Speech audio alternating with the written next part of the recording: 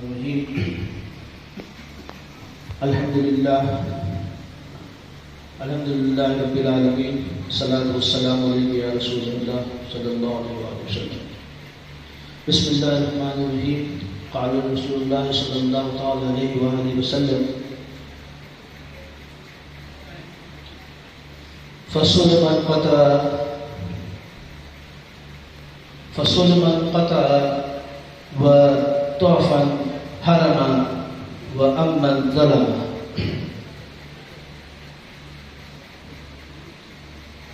وہ انفس و آفاق پہ چھاتے چلے گئے، عشق نبی کا رنگ جماتے چلے گئے.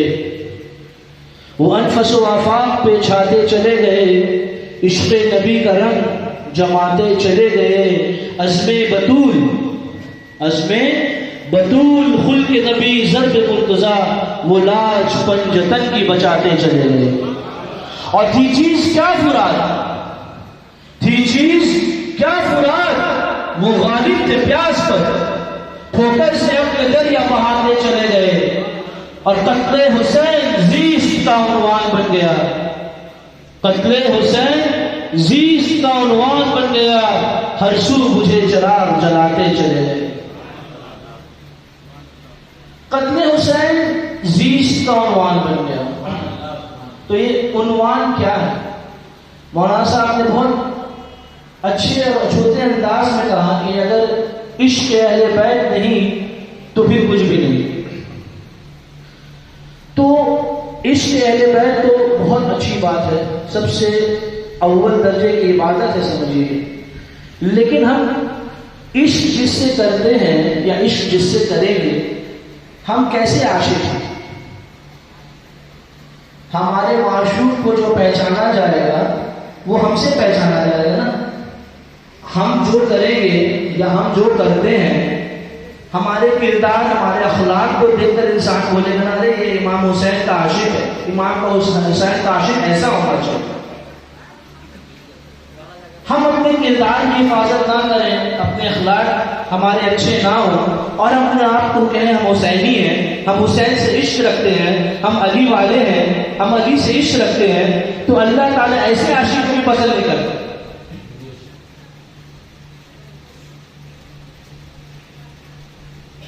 تو لا فتح الا علی لا سیف الا ذوالفقار کو ہم لوگ ہمیشہ پڑھتے ہیں. اور ہم سبھی جانتے ہیں کہ مولا کائنات کی جو تلوار ہے ذوالفقار جس کا نام ہے، وہ دو دھاری تلوار ہے. تو ذوالفقار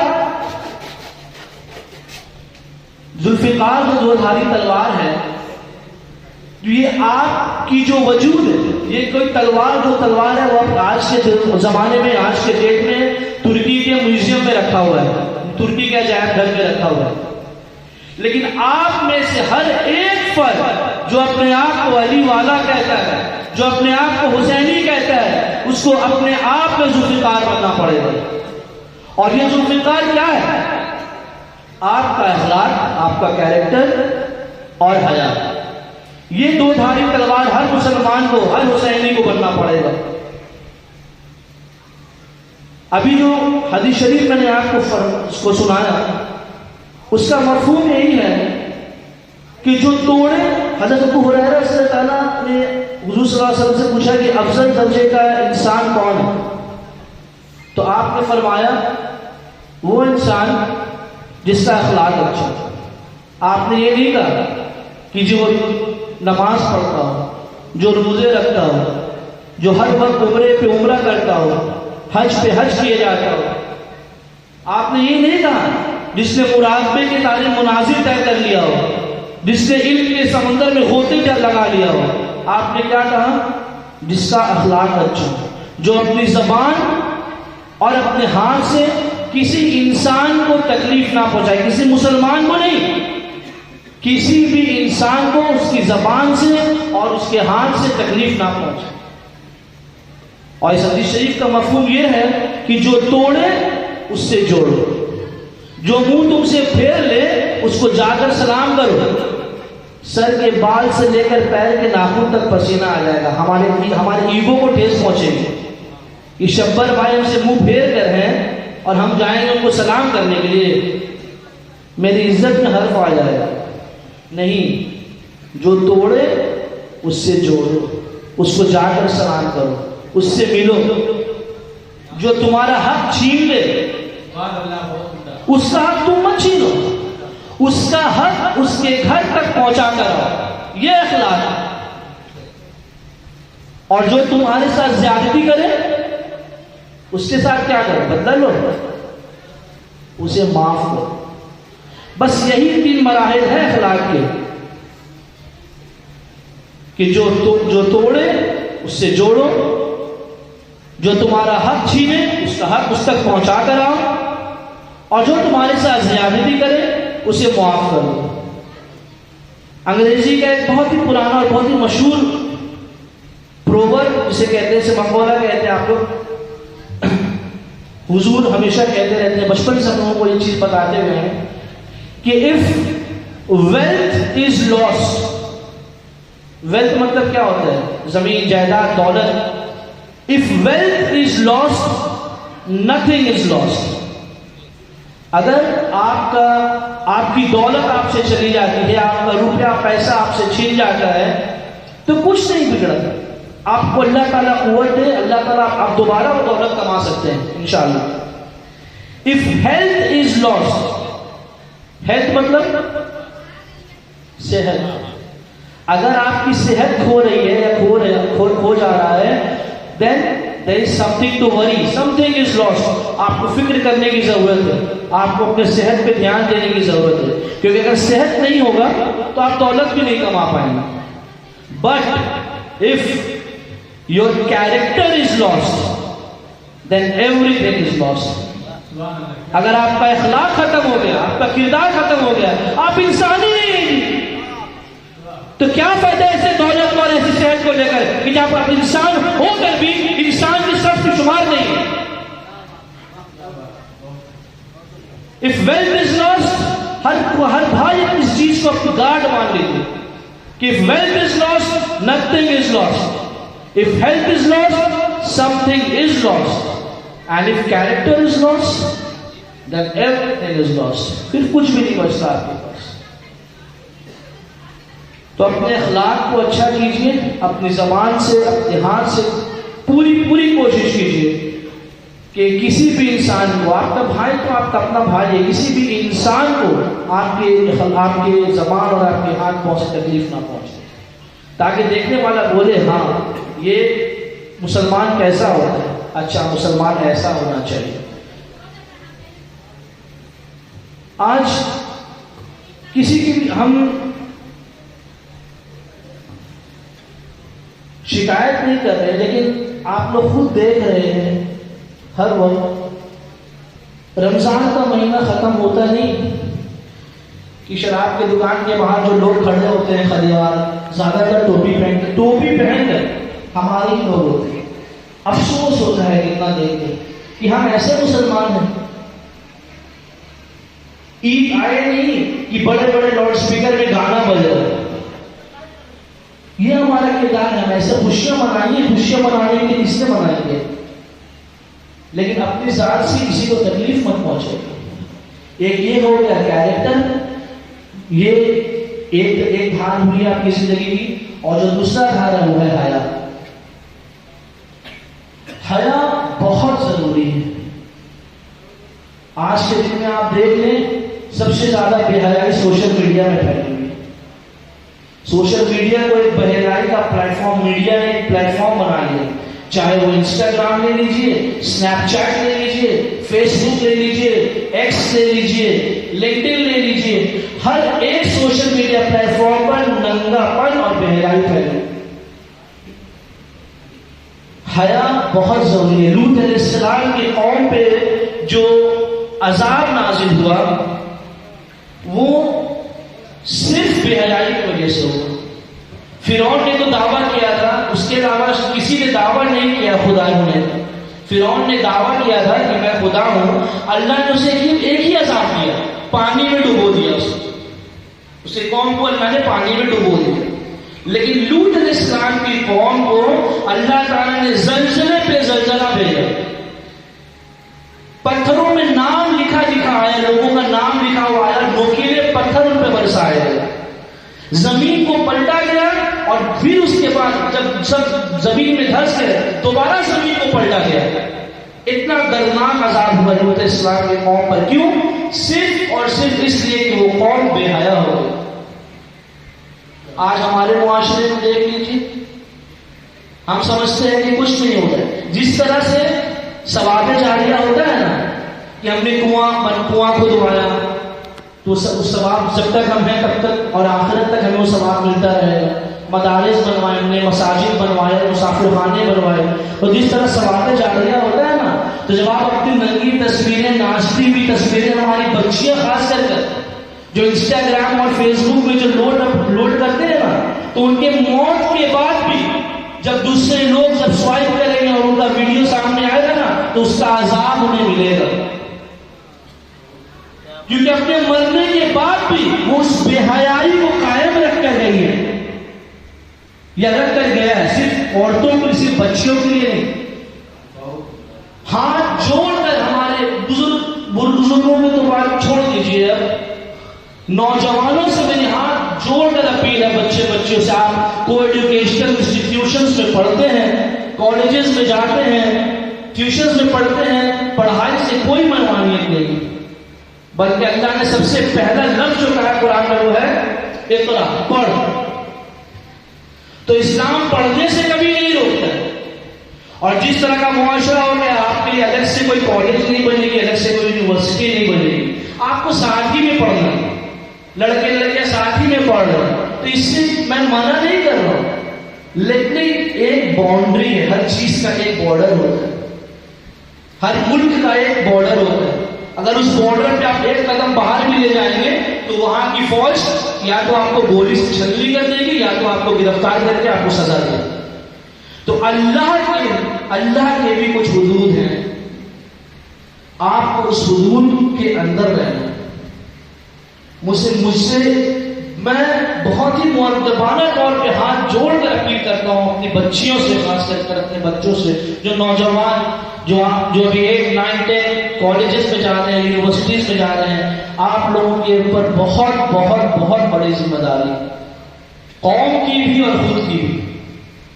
اللہ کے عذاب کو بلاوا مت دیجیے۔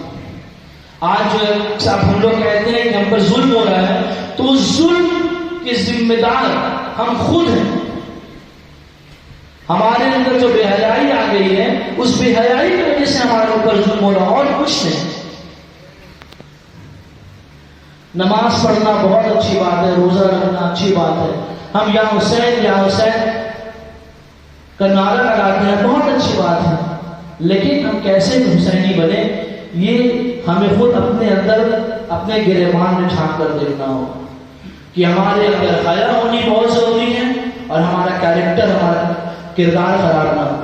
حیا اگر رہے گی آپ کے اندر تو آپ کا کردار خراب ہی نہیں ہوگا۔ حضرت عمیر ایک تابعین گزرے ہیں، روم کے بادشاہ کے پاس جب ہو گئے اسلام کے لیے، اسلام کی دعوت دینے کے لیے، تو الٹا اس نے کہا کہ تم اسلام چھوڑ دو۔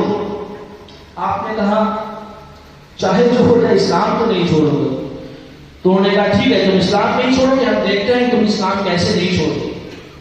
تو بادشاہ نے کیا کیا، ایک کمرے میں ایک بہت ہی خوبصورت عورت کو رکھ دیا، خنزیر کا گوشت دے دیا اور شراب، یہ 3 چیز کے ساتھ حضرت عمیر کو جو ہے ایک کمرے میں بند کر دیا گیا۔ 13 دن اور 13 رات گزر گئی، آخر کار وہ جو عورت کو ساتھ میں بند کیا گیا تھا اس کمرے میں، اس نے کہا کہ آپ کیسے انسان ہیں، آپ کو کیا روک رہا ہے کہ آپ نہ شراب پی رہے ہیں، بھوک لگی ہے، نہ آپ خنزیر کا گوشت کھا رہے ہیں، اور وہ سب تو چھوڑ دیے، میں اتنی حسین اور جمیل عورت کہ میرے اوپر سارا روب فدا ہے، میں آپ کے ساتھ ایک کمرے میں ہوں اور آپ مجھے آنکھ اٹھا کر بھی نہیں دیکھ رہے ہیں، وہ کون سی طاقت ہے جو آپ کو مجھے دیکھنے سے روک رہی ہے؟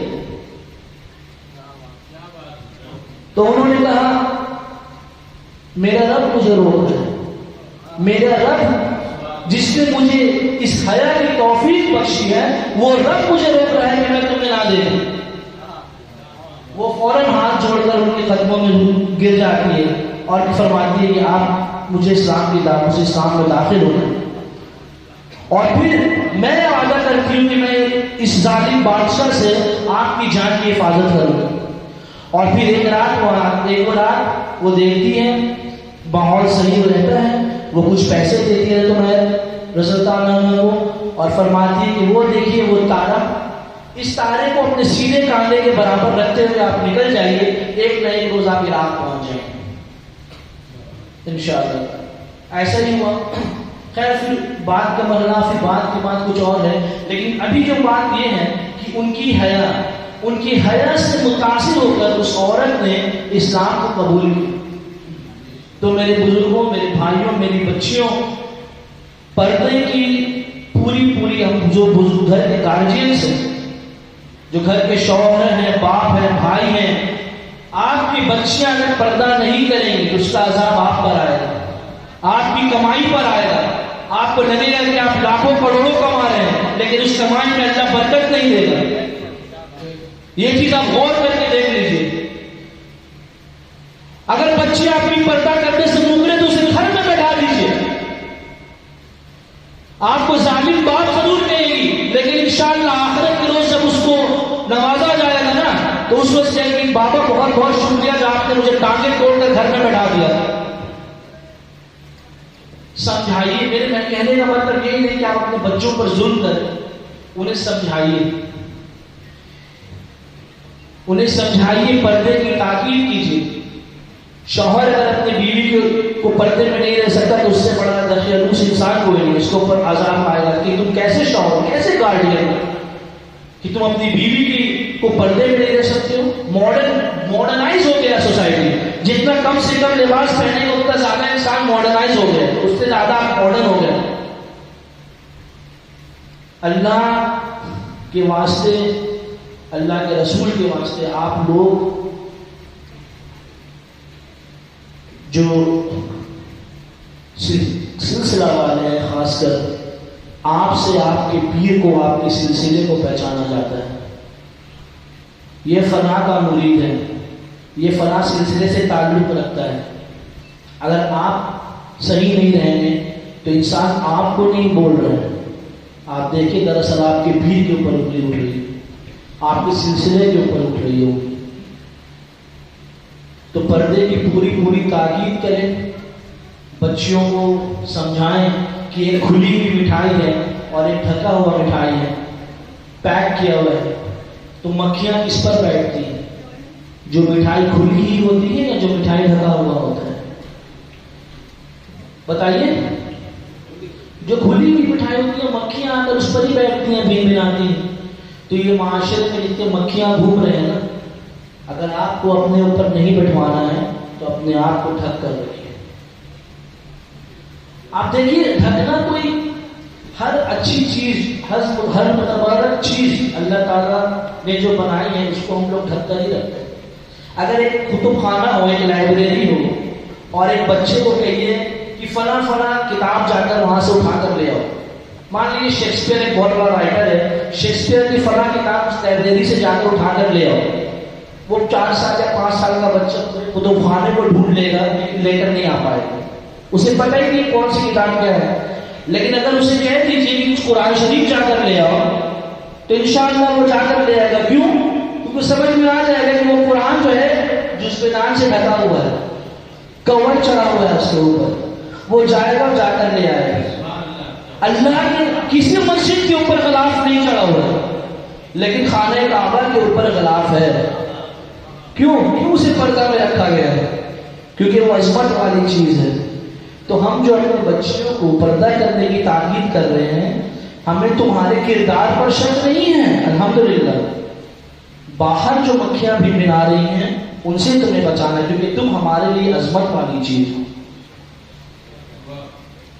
تو اگر آپ اپنے کردار کو, اپنے کیریکٹر کو اور حیا کو ساتھ لے کر چلیں گے تو انشاءاللہ یہ وہ ذوالفقار حیدری ہے کہ جتنی طاقتی طاقتیں آپ کے سامنے آ جائے انشاءاللہ آپ اسے روکیں گے اور پہلی بار میں دوسرے بار میں اسے کاٹ کر اس کو نابود کر دیں گے انشاءاللہ تعالی. واقعی الدعوان الحمدللہ رب العالمین. السلام علیکم ورحمۃ اللہ وبرکاتہ.